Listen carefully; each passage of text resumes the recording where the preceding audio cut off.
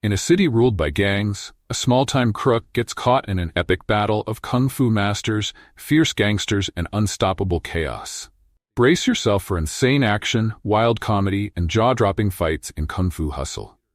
At a police station, 5 men gang up on the commissioner after he arrests a pretty woman. They beat him up and casually leave without resistance. But outside, the streets are empty and the theater is closed. Sensing something's wrong, the group leader tries returning to the station, but the doors slam shut. Suddenly, they're surrounded by the Axe Gang. The men call for help, but the Axe Gang's leader, Brother Sum, tells them no one will save them. The leader tries to escape, but a gang member throws an axe, severing his leg. Brother Sum finishes him off with another strike. The woman pleads for mercy, but Sum, claiming he doesn't kill women, shoots her with a shotgun. In this city, chaos reigns, and the police are powerless against the gangs. The Axe Gang is the most feared of them all. Meanwhile, Pigsty Alley is a rundown neighborhood owned by a ruthless middle-aged couple who exploit their tenants for both rent and food. One day, a tenant's bath is interrupted when the water shuts off. He calls for the landlady, who storms down the stairs, cursing him and everyone else. She claims that since no one pays rent, water will be banned 4 days a week. She then slaps the complainer to the ground. It turns out the landlord and landlady are actually retired kung fu masters with extraordinary powers. After some time, Sing and Bone arrive at Pigsty Alley and walk into a barber shop. Sing orders the barber to cut Bone's hair, but after the haircut, Sing oddly threatens the barber for doing a good job. Bone, pretending to be the boss of the Axe Gang, reveals his fake axe tattoos to intimidate the barber. Sing pulls the barber aside and demands money to avoid facing the boss's wrath. Unfazed, the barber replies that Sing can't kill him because there are many people like him. Soon, they're surrounded by the residents of the alley. Sing, unfazed, challenges them to a fight. He first challenges a woman, letting her take the first hit, but her punch hurts him more than expected. Sing then challenges an old man, but the man turns out to be surprisingly ripped. Sing switches targets again to a kid, but even the child is muscular. Before things get worse, the barber has already called the landlady. She arrives and starts hitting Sing with her sandal. Sing threatens her, claiming he's part of the Axe Gang and can call for backup. He lights a firecracker and tosses it outside the alley walls. It lands on the Axe Gang's vice general, who enters the alley with other gang members. Quick to save himself, Sing blames the landlady for throwing the firecracker. Before the vice general can retaliate, the landlady flees and hides under her blanket. As the vice general turns his attention to the barber, a mysterious force punches him into a garbage can. The gang members rush to him, and he orders them to call for reinforcements immediately. Soon, the full force of the Axe Gang surrounds the alley, holding the tenants hostage. One gang member douses 2 tenants with gasoline, and Brother Sum threatens the entire colony to reveal the person who attacked his vice general, or else he'll burn them all. He throws a lighter toward a woman, but it's intercepted by the coolie of the colony. The coolie reveals that he was the one who defeated the vice general. Instantly, all the Axe Gang members attack him, but with his kung fu skills, he handles everything they throw at him. In the midst of the chaos, the tailor also reveals himself as a kung fu master and joins the fight. The baker, too, showcases his kung fu mastery, breaking guns with his staff. Together, the 3 kung fu masters overpower the Axe Gang, forcing Brother Sum and his men to retreat. Later that night, the Axe Gang captures Sing and Bone for pretending to be members of the gang and tarnishing their reputation. Brother Sum orders their execution, but before he can be killed, Sing picks the lock on his bindings, freeing himself and Bone. Desperate to avoid death, Sing pleads with Brother Sum to let them join the Axe Gang, claiming it's his lifelong dream. Brother Sum agrees, but only if Sing kills someone to prove himself. That night, Bone and Sing discuss who they must kill, with Sing declaring that he wants to kill the landlady and the tenants of Pigsty Alley. Bone points out that Sing doesn't even know kung fu, so killing them is impossible. Sing then reveals his tragic backstory. As a child, he met a kung fu bookseller who convinced him that he had the perfect face and body to become a kung fu master. The seller persuaded Sing to buy a copy of the Buddha palm technique, which cost him his life savings. Sing devoted himself to practicing the technique daily. However, when he tried to use his skills to save a girl from bullies, he was brutally beaten and humiliated. The bullies even peed on him, leaving him crushed and disillusioned. This failure led him to turn away from his dreams of being a hero and pushed him toward wanting to become a killer. After sharing his sad story, Sing and Bone go to get ice cream but run off without paying.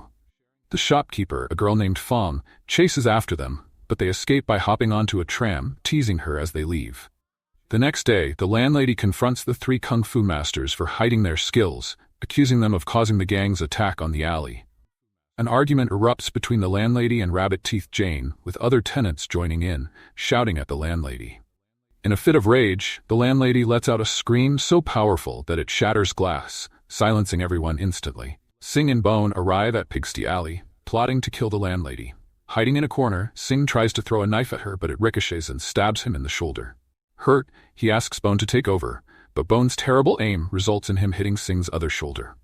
With their last knife, Bone moves closer, but still manages to stick the blade into Sing while only hitting the landlady with the sheath. After their failed assassination attempt, they try to escape, but the landlady spots them. To intimidate her, Bone picks up a box containing snakes, but they all fall onto Sing instead. Desperate, Sing tries to whistle the snakes away, but they bite him on the lip. A chaotic chase ensues, with the landlady pursuing Sing across the highway. Despite her efforts, Sing manages to get away. The next morning, Bone finds Sing already healed from his injuries. He marvels at Sing's ability to recover quickly. While talking, they notice two blind men carrying a large bag and mock them. However, these blind men are actually kung fu masters hired by Brother Sum to eliminate the three kung fu masters of Pigsty Alley. That night, the blind kung fu masters arrive at the alley. One of them immediately kills the coolie. The other engages in battle with the tailor. Although the tailor initially overpowers him, once outside, he is outnumbered by both blind masters. Using a musical instrument, they launch a barrage of weapons at the tailor. The baker comes to help, but even their combined strength isn't enough to defeat the blind masters. Just as the two are about to be struck down, the landlady intervenes with a powerful scream, blows the men away, tearing their clothes apart. Defeated, the two beg for mercy and flee. Afterward, the landlady warns Brother Sum to never cross her again. The alley mourns the loss of both the coolie and the tailor. A barber from earlier asks them to train him in kung fu, but the landlady refuses, stating that it takes too much time to learn unless one is a natural-born genius. The barber tries to prove his skill by showing off, but he is quickly knocked out with a single punch. The next day, Sing and Bone run into the ice cream girl, Fong, again. Sing threatens her for money, and as they are about to leave after robbing her, Fong shows Sing a candy bar. She turns out to be mute and signals that she knows him. She is the same girl Sing tried to save from bullies when they were kids. Overwhelmed with emotion, Sing throws away the candy bar and runs off. Distraught, Sing tells Bone to leave him. He hands Bone all the stolen money and sends him back to their village. However, just as Bone leaves, Sing is captured by two members of the Axe Gang. Taken to Brother Sum, Sing is given one final task to officially join the gang. He is sent to a mental asylum, where the Axe Gang's advisor gives him a map leading to the last cell. Sing's mission is to release the man inside. Despite numerous warnings not to, Sing uses his lock-picking skills to open the iron door, finding an unassuming middle-aged man inside, Mr. Beast.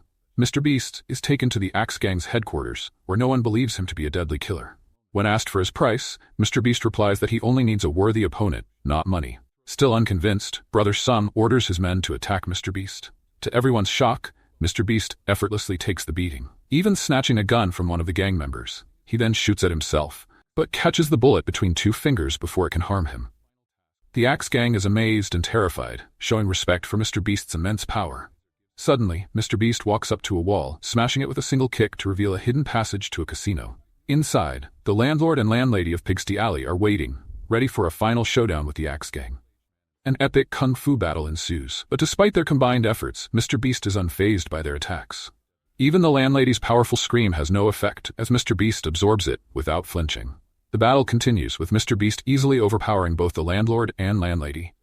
With no other options left, the landlady breaks open the top of a large funeral bell and amplifies her powerful scream through it. The magnified scream finally blows Mr. Beast away, shattering the entire house in the process.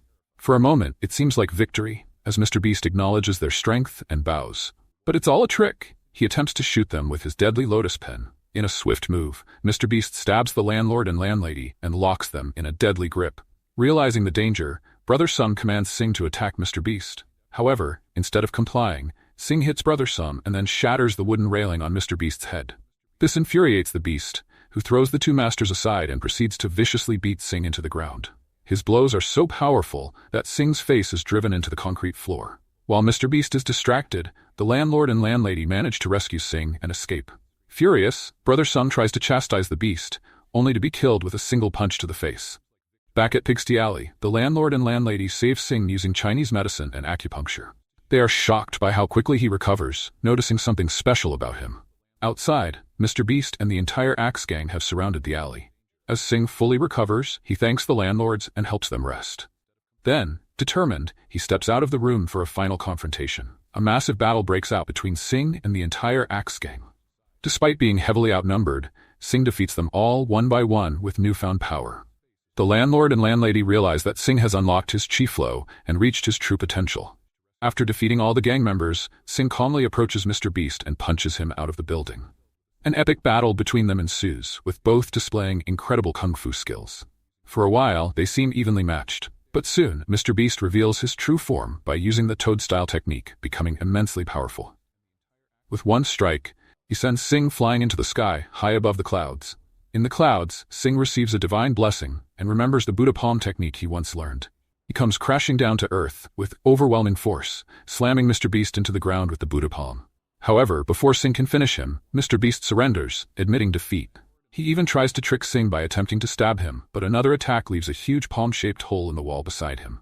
Defeated and humbled, Mr. Beast declares Sing as his master. The end. Thanks for watching.